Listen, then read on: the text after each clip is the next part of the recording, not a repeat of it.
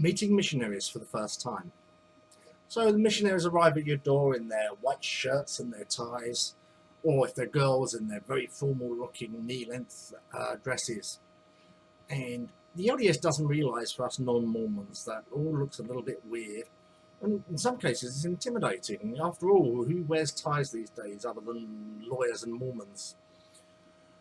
But don't let that bother you. It may feel like there's a lawyer standing at your door, but it's really just a very nice person who's there to share the gospel with you.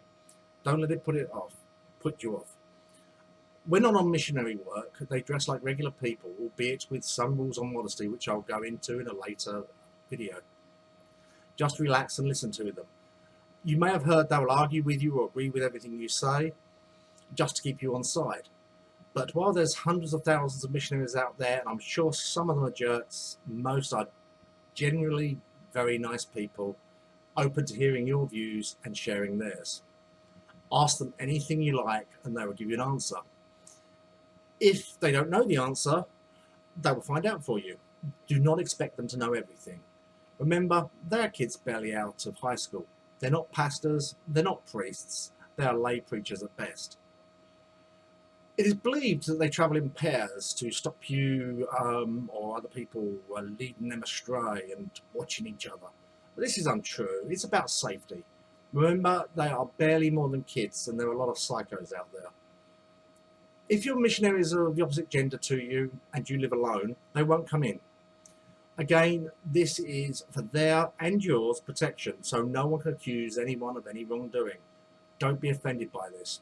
I personally meet with 2 female missionaries every week, and we go down to the park and sit at a bench and discuss things.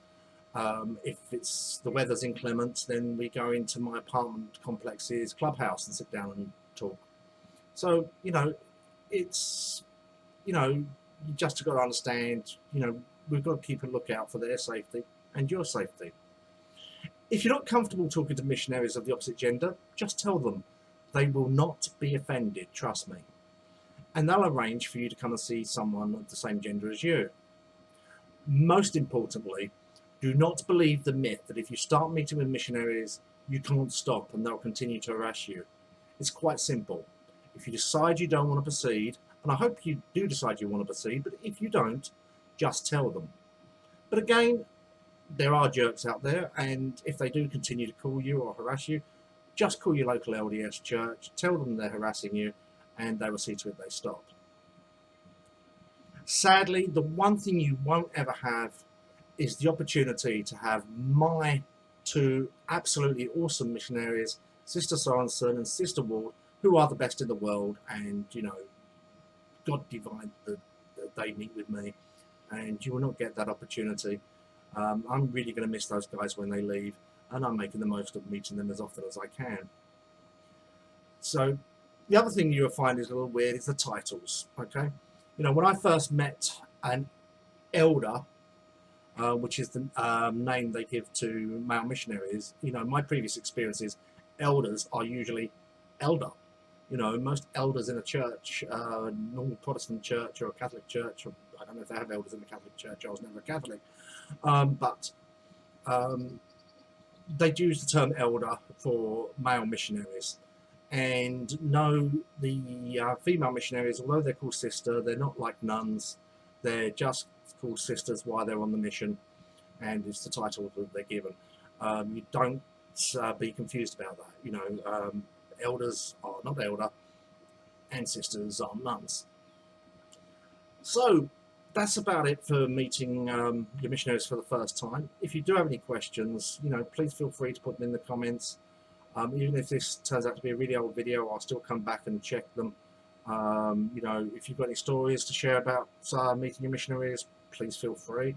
I will do a video at one stage with the best stories, or you can always email me at mormondandysdog@gmail.com with any stories you'd like to share, and I will put that in the links below.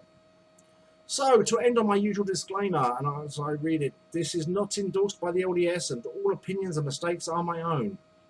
But President Nelson, if you are watching this, sir, please feel free to give me your seal of approval. For those who don't know, President Nelson is the head of our church, and I'll be going into his role in a later video. Please hit like and subscribe, and hit that notification button so you can be updated on my next video. Until then, God bless you. Take care. Bye-bye.